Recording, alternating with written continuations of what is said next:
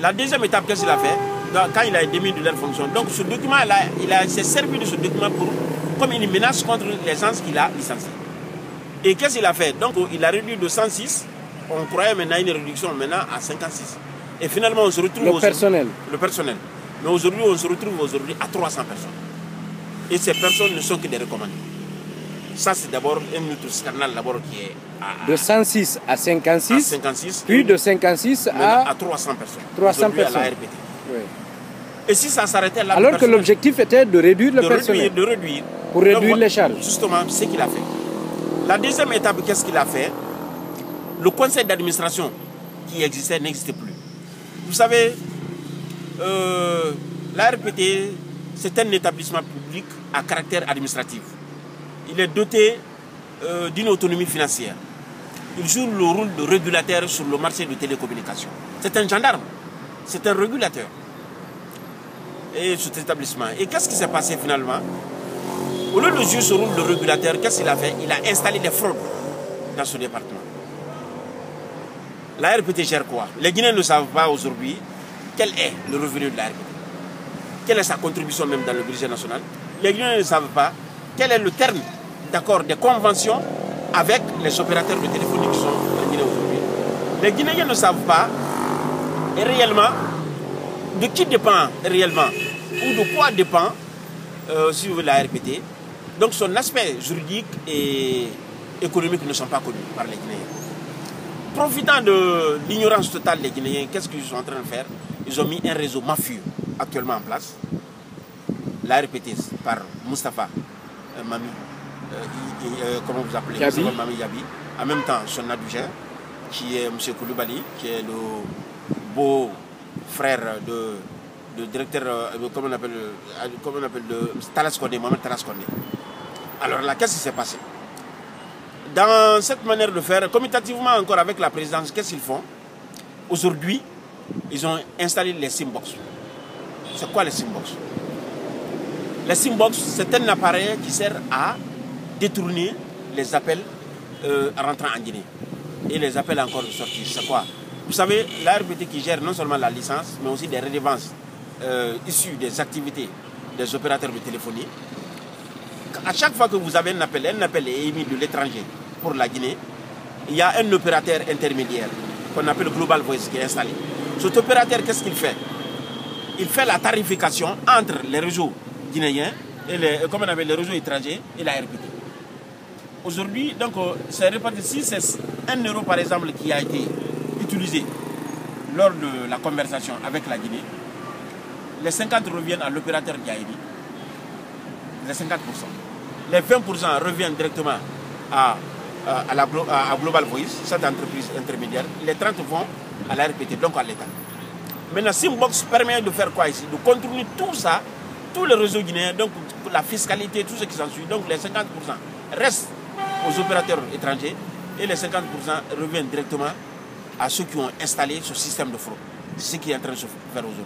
Vous n'êtes pas sans savoir, quand vous appelez l'étranger, au lieu de voir le numéro de l'extérieur, vous voyez le numéro guinéen. À chaque fois que vous voyez ça, sachez bien qu'il y a Simbox qui est installé à quelque part, qui capte ou qui contourne directement l'appel, donc la fiscalité, donc l'argent va là directement récupéré par ceux qui ont installé. Un système de fraude. Un système de fraude qu'on appelle, on appelle même les appels gris. Donc, et ça se fait avec la complicité des opérateurs de téléphonie et la RPT. Ils sont informés, ils le savent. Ils le savent très clairement. J'attire d'ailleurs votre attention. Quand il était venu, il y a un système de contrôle qu'on appelle les stations mobiles. Les stations mobiles, souvent, c'est des voitures. En haut, vous avez des appareils, des antennes qui captent les appels frauduleux.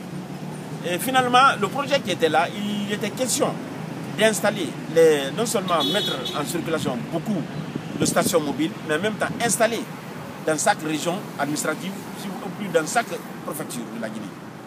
Mais ce projet-là, Moustapha Mami l'a écarté totalement. Et finalement, aujourd'hui, partout, les appels gris se font. Pendant le régime militaire, effectivement, on interpellait des gens par rapport à ça. Mais maintenant, on ne le fait plus parce qu'ils sont en train de faire de l'argent dans ce domaine-là. Il n'y a plus ça.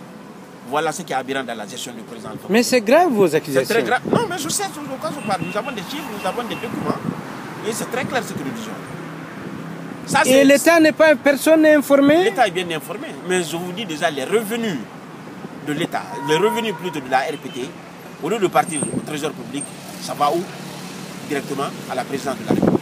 Le président Alpha Condé, son fils, la fondation de sa femme et les courtisans du palais se partagent la somme. Les estimations chiffrées donnent le vertige. Mais nous allons revenir sur ça. C'est pour vous dire très clairement ce qui se passe aujourd'hui. Mais c'est un scandale. C'est un scandale réel. Et la présidence est complice. La présidence est complice. Mais partez faire votre enquête, vous partez au Trésor public, s'ils sont référencés, ils n'existent pas. Quand on parle de l'unité de caisse, c'est la Banque mondiale même qui a demandé au président de la République d'héberger, si vous voulez, les fonds de trucs de la RPT au Trésor public. Mais le président a refusé. Et jusqu'à présent, tout ce qui sort de là, je vous assure, le fonds, l'argent, la manne financière qui sort de la RPT, elle est plus importante que tout ce qu'on gagne à Rio Tinto, tout ce qu'on gagne à CBZ, tout ce qu'on gagne ailleurs. Je vous assure. Uniquement les appels de l'étranger, l'État guinéen gagne par an plus de 150 millions de dollars. Et ça va où? Directement à la présidente de la République. Mais il n'y a pas que ça. Sachez bien, quand vous prenez votre téléphone, vous appelez quelqu'un. Vous voyez, directement, si vous n'arrivez pas à joindre la personne, vous serez facturé parfois. Parfois, vous voyez que vous avez consommé des unités alors que vous n'avez pas abouti. Là, votre appel n'a pas été abouti. On appelle les appels non aboutis.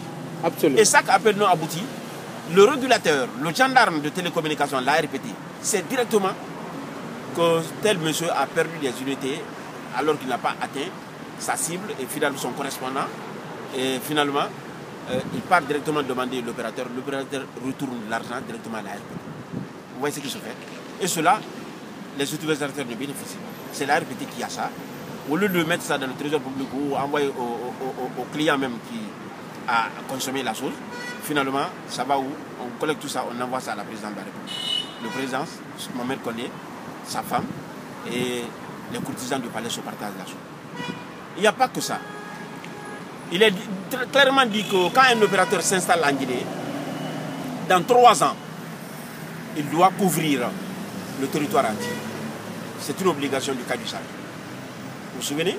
Oui. Depuis quand les opérateurs ont existé et qui couvrent comment on appelle, le territoire national. Personne entièrement, totalement. Ça n'existe pas. Et là, chaque année, les opérateurs payent beaucoup de pénalités pour la RPT. Ces fonds-là vont où? Il n'y a pas que ça à la RPT. À la RPT, vous allez voir encore qu'à tout moment, c'est-à-dire il y a des produits que les opérateurs vendent, tels que l'Internet. Donc à chaque fois, c'est une licence qu'on achète. Cette licence-là va où? Personne ne le sait. Il n'y a pas que ça. Quand vous prenez tout de suite un numéro de téléphonie, hein, une SIM box, une puce, directement vous connectez. Avant d'être d'abord identifié, l'opérateur sait déjà. Non seulement l'opérateur le sait, mais directement, la RPT le sait. La RPT court directement, allez voir l'opérateur, dit voilà tel monsieur qui est en train de faire des appels, il n'est pas encore identifié. Ça aussi, on paie ça aussi à qui? À la RPT. La RPT génère beaucoup de fonds, mais les Guinéens ne savent pas. Donc profitant de l'ignorance totale, quasi totale des Guinéens, aujourd'hui, l'État est en train de se faire des milliards par an. L'État ou un groupe de personnes? Non, bon, je ne dis pas, ce n'est pas l'État même. Vous dites que ça n'entre pas dans les caisses de l'État? Oui, c'est le chef de l'État. Alors, sa personne, le professeur Alpha Condé, son fils, sa famille, qui est en train de faire aujourd'hui des sous partout. Et puis, on insistera beaucoup. Mais je tiens à vous dire déjà qu'au niveau de la RPT, cet opérateur même qui est là, si vous voulez, ce partenaire intermédiaire, Global Voice, ne devrait plus exister. Parce que dans le terme de son contrat, il était clairement encore signifié que lorsqu'il va amortir la totalité de son financement, il doit donner son matériel à la RPT, mais en même temps former les cadres des partis. Et cela a été fait depuis 2011. Cela a été déjà fait. Et c'est pourquoi d'ailleurs, ce qui justifie d'ailleurs, à chaque fin de mois, il donne 25 000 $ à Moustapha Mami. D'ailleurs, l'argent qu'il prend, je n'appelle pas sa salaire. 25 millions. 25 000. 25 000 $. On donne ça à Moustapha Mami. En plus, il a d'abord par mois, il a 25 millions comme salaire, francs guinéens comme salaire. Il a 20 millions comme le plus de carburant. Il a 1500 $ pour son logement.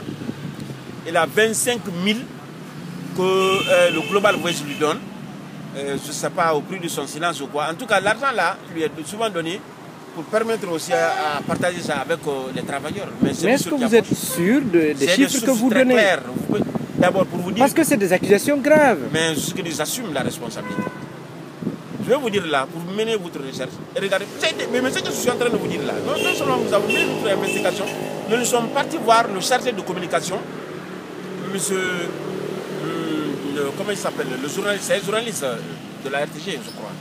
Comment il s'appelle? Bon, monsieur Sanko. Et quand nous avons été le voir, je pense que ce dernier qui est chargé de la communication s'occupe de la... Soit il n'a aucune information, ou il s'occupe de la rétention d'informations à ce service-là. Parce que vous lui posez la question, soit il vous renvoie au ministère de la télécommunication, soit il vous renvoie, je ne sais pas, je sais où, sur le site, alors que le site, même, vous pouvez vous connecter voir, le site de la RPT ne fonctionne pas. Parce qu'ils ne veulent pas que les gens se renseignent sur ce qu'ils sont en train de faire. Même ces informations qui ne sont pas vraies, la RPT ne publie rien, mais son site ne fonctionne pas actuellement. C'est pour vous dire quelle opacité dans laquelle ils sont en train de travailler. Donc,